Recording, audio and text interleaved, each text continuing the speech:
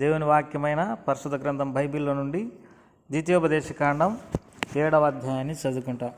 ద్వితీయోపదేశకాండం 7వ అధ్యాయం.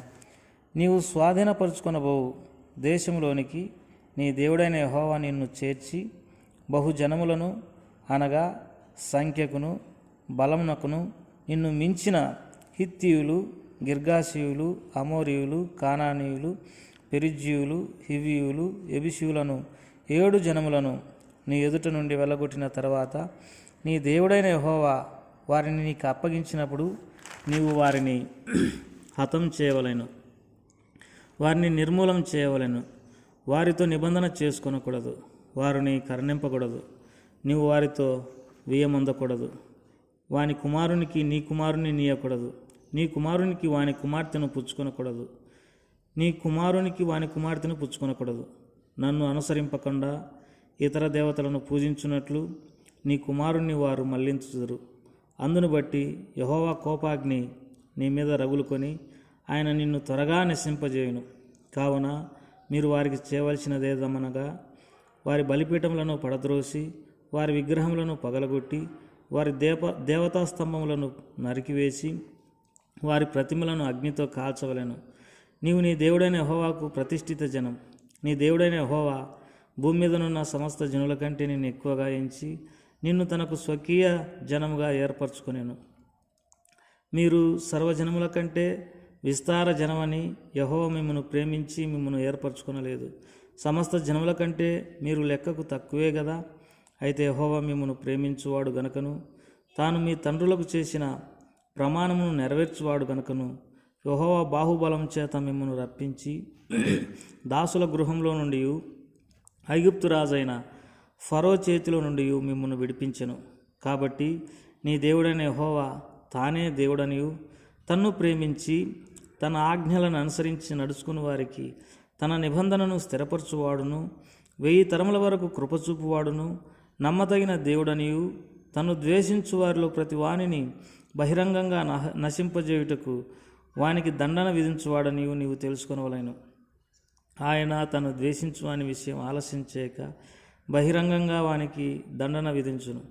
కాబట్టి నేడు నేను నీకు ఆజ్ఞాపించు ధర్మం అనగా విధులను కట్టడలను మీరు అనుసరించి నడుచుకొనవలెను. మీరు ఈ విధులను విని వాటిని అనుసరించి నడుచుకుని ఎడల నీ దేవుడైన యెహోవా తాను నీ పితరులతో ప్రమాణం చేసిన నిబంధనను నెరవేర్చి నీకు కృపచూపును. ఆయన నిన్ను ప్రేమించి ఆశీర్వదించి అభివృద్ధి చేసి నీకిచ్చేదనని నీ పితరులతో ప్రమాణం చేసిన దేశంలో నీ గర్భఫలమును, నీ భూఫలమైన నీ సస్యమును, నీ ద్రాక్షరసమును, నీ నూనెను, నీ పశువుల మందలను, నీ గొర్రెల మందలను, మేకల మందలను జీవించును. సమస్త జనముల కంటే ఎక్కువగా నీవు ఆశీర్వదింపబడదు. నీలో మగవానికే గాని ఆడుదానికే గాని గొడ్డుతనం ఉండదు, నీ పశువులలోనైనను ఉండదు. యెహోవా నీ యొద్ద నుండి సర్వరోగములను తొలగించి నీ వెరిగి ఉన్న ఐగుప్తులోని కఠినమైన క్షయవ్యాధులన్నిటినీ నీకు దూరపరిచి నిన్ను ద్వేషించు వారందరి మీదకి వాటిని పంపించును. మరియు నీ దేవుడైన యెహోవా నీకు అప్పగించుచున్న సమస్త ప్రజలను నువ్వు బొత్తిగా నాశనం చేయదు. నువ్వు వారిని కటాక్షింపకూడదు, వారి దేవతలను పూజింపకూడదు. ఎలా అనగా అది నీకు ఉరియగును. ఈ జనములు నాకంటే విస్తారంగా ఉన్నారు, నేను ఎట్లు వారిని వెళ్ళగొట్టగలనని నీవు అనుకుందునేమో. వారికి భయపడకము. నీ దేవుడైన యెహోవా ఫరోకును ఐగుప్తు దేశం అంతటికి చేసిన దానిని అనగా నీ దేవుడైన యెహోవా నిన్ను రప్పించినప్పుడు నీ కన్నులు చూసిన ఈ గొప్ప శోధనలను, సూచక్రియలను, మహత్కార్యములను, బాహుబలమును, చాచిన చేతిని బాహుగా జ్ఞాపకం చేసుకును. నీకు భయం పుట్టించుచున్న ఆ జనులందరికీ నీ దేవుడైన యెహోవా అలాగే చేయును. మరియు మిగిలిన వారును నీ కంటపడక దాగిన వారును నశించు వరకు నీ దేవుడైన యెహోవా వారి మీదికి పెద్ద కందిరీగలను పంపును. వారిని చూసి జడియవద్దు. నీ దేవుడైన యెహోవా నీ మధ్య ఉన్నాడు. ఆయన భయంకరుడైన మహాదేవుడు. నీ దేవుడైన యెహోవా నీ ఎదుట నుండి క్రమక్రమంగా ఈ జనములను తొలగించును. అడవి మృగములు విస్తరించి నీకు బాధకములుగా ఉండవచ్చును గనుక వారిని ఒక్కమారే నీవు నాశనం చేయతగదు, అది నీకు క్షేమకరం కాదు.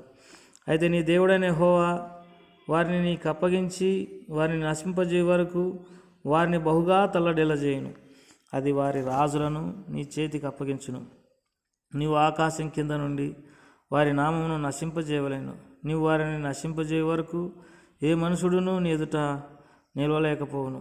వారి దేవతల ప్రతిమలను మీరు అగ్నిచేత కాల్చివేయవలెను. వాటి మీదనున్న వెండి బంగారములను ఆపేక్షింపకూడదు. నీవు దాని వలన చిక్కుబడదు ఏమో కనుక దాన్ని తీసుకొనకూడదు. ఎలా అయినగా అది నీ దేవుడైన యెహోవాకు హేయం. దానివల్ల నీవు శాపగ్రస్తుడు కాకున్నట్లు నీవు హేయమైన దానిని నీ ఇంటికి తేయకూడదు. అది శాపగ్రస్తమైనదే గనక దాన్ని పూర్తిగా రోసి దాని యందు బొత్తిగా అసహ్యపడవలెను. ప్రభువారు ఈ మాటలు దీవించినట్టుగా చిన్న ప్రార్థన చేసుకుంటాం. ప్రేమగల తండ్రి, మరి ద్వితీయోపదేశకాండం 7వ అధ్యాయాన్ని చదువుకోవడానికి మీరు సహాయపడినందుకై స్తోత్రములు. మరి కొన్ని వాక్య భాగాలను మేము ధ్యానించడానికి సహాయం చేయండి. యేసు ప్రభువారి నామం పేరట స్తుతించి ప్రార్థించి అడివేడుకుంటున్నాం తండ్రి, ఆమేన్. ప్రియమైన సోదరి సోదరులారా, మరి దేవుని ప్రజలమైన మనము ఈ లోకంలో మరి దేవుని చేత ఏర్పాటు చేయబడినటువంటి మనము కొంత శత్రుత్వాన్ని కూడా మనము ఈ లోకంలో మనుషుల వలన ఎదుర్కొనవలసినటువంటి వారమైంటున్నాం. ఇక్కడ ఇజ్రాయేలీయులకు హిత్తీయులు, గిర్గాషీయులు, హమోరీయులు, కానానీయులు, పెరిజ్జీయులు, హివీయులు, ఎబుసీయులు 7 జనములు మరి వారు స్వాధీనపరచుకున్న కానాను దేశంలో ఉన్నారు. దేవుడు వారితో సెలవిచ్చిన మాట ఏంటంటే, నేను ఆ 7 జనాంగాలను వెలగొడతాను. అయితే మీరు వారితో సావాసం చేయకూడదు. మీ కుమార్తెలను వారికి ఇవ్వకూడదు, వారి కుమార్తెలను మీరు చేసుకోకూడదు. మీ కుమారులను వారికి ఇవ్వకూడదు, వారి కుమారులను మీరు చేసుకోకూడదు. మరి ఎందుకంటే వారు మీకు ఉరిగా ఉంటారు అని దేవుడు ఖచ్చితంగా సెలవిస్తూ వచ్చినాడు. అంతేకాదు దేవుడు మరి ఇజ్రాయేలులతో సెలవిచ్చినటువంటి మాట ఏంటంటే, మీరు భూమి మీద ఉన్నటువంటి సమస్త జనుల కంటే దేవుడు మిమ్మలను అనగా దేవుడు వారిని ఎక్కువగా ఎంచినట్టుగా దేవుని వాక్యంలో మనం చూడగలం. వారిని స్వకీయ జనంగా ఏర్పరచుకున్నాడు, ప్రతిష్ఠిత జనంగా ఏర్పరచుకున్నాడు అని దేవుని వాక్యంలో రాయబడింది. ఎందుకోసం ఏర్పరచుకున్నాడు అని అంటే, మరి ఆయన వారిని ప్రేమించువాడు గనక వారిని ఏర్పరచుకున్నాడు. అంతేకాదు వారి పితరులను బట్టి, ఇజ్రాయేలీలో పితరులైనటువంటి అబ్రహాం, ఇస్సాకు, యాకోబులను బట్టి దేవుడు ఇజ్రాయేలును ఏర్పరచుకున్నాడు. ఎందుకంటే అబ్రహాము దేవునికి స్నేహితుడు అని దేవుని వాక్యంలో రాయబడింది. దేవుని మాట వినేటటువంటి వాడు, దేవునికి విధేయత చూపించేవాడు, విశ్వాసం వలన జీవించినటువంటి వాడు. యాకోబు కూడా మరి దేవుని మార్గంలో నడిచినటువంటి వాడే. ఎందుకంటే దేవుడే అతనికి ఇజ్రాయిల్ అని పేరు పెట్టినాడు. దేవునితో మనుషులతో పోరాడి గెలిచినటువంటి వాడు. ఆశీర్వదించమని మరి దేవుని యొక్క సహాయాన్ని కోరినాడు. కాబట్టి దేవుని దీవెన తనకు అవసరమని ఎరిగి తాను మరి దేవుని ఆశీర్వాదం కొరకే ప్రార్థన చేసినటువంటి వాడు. తర్వాత ఇస్సాకు కూడా మరి ఎంతో తన పితరుల అడుగుజాడలలో నడుచుకుని దేవునికి భయభక్తులు కలిగినటువంటి వాడు. కాబట్టి వారి సంతానమైనటువంటి యాకోబు 12 మంది పిల్లల సంతానమైనటువంటి ఇజ్రాయేలులందరూ కూడా దేవుని చేత ప్రేమింపబడినటువంటి వారుగా ఉన్నారు. కాబట్టి దేవుడు వారిని ఏర్పరచుకున్నాడు భూమి మీద.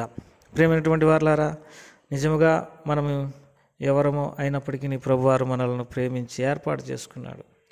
జగత్పునాది వేయబడి కొమ్మునిపై క్రీస్తు యేసులో ఆయన మిమ్మల్ని ఏర్పరచుకునేనని ఎఫెసీయులకు రాసిన పత్రిక 1వ అధ్యాయంలో రాయబడింది.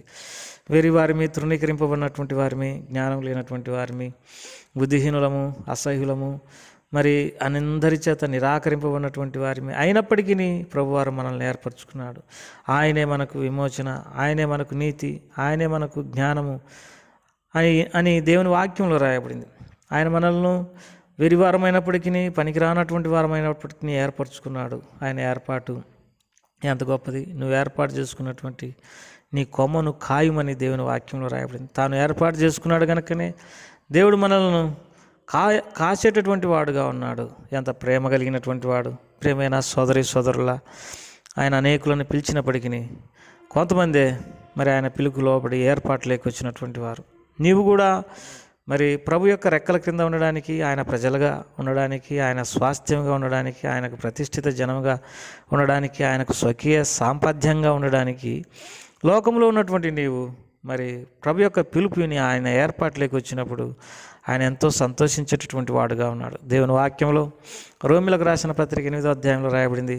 ఆయన ఎవరిని నిర్ణయించినాడో ఎవరిని ఎరిగినాడో వారిని నిర్ణయించినాడు, ఎవరిని నిర్ణయించినాడో వారిని పిలిచినాడు, ఎవరిని పిలిచినాడో వారిని నీతిమంతులుగా తీర్చినాడు, ఎవరిని నీతిమంతులుగా తీర్చినాడో వారిని మహిమపరిచినాడు అని దేవుని వాక్యంలో రాయబడింది. కాబట్టి ఆయన చేత ఏర్పరచబడినటువంటి ప్రజలను దేవుడు నీతిమంతులుగా తీర్చినాడు, మహిమపరిచినాడు, పరిశుద్ధులుగా చేసినాడు. నువ్వు కూడా పరిశుద్ధపరచబడాలని అంటే, నీ పాపశాపములన్నీ తొలగిపోవాలని అంటే, ఆ ప్రభు రక్త ప్రోక్షణ కిందకి నువ్వు వచ్చినప్పుడు నువ్వు నీ పాపమంతా పోగొట్టుకుని పరిశుద్ధుడు అవుతావు, ఆయన ఏర్పాట్లోకి వస్తావు. ప్రభు అటువంటి కృప దయచేయును గాక. ప్రేమగల తండ్రి, దయగల ప్రభా, ఈ మాటలన్నింటినీ దీవించమని యేసు వారి నామం పేరిట వేడుకుంటున్నాం తండ్రి. ఆమేన్.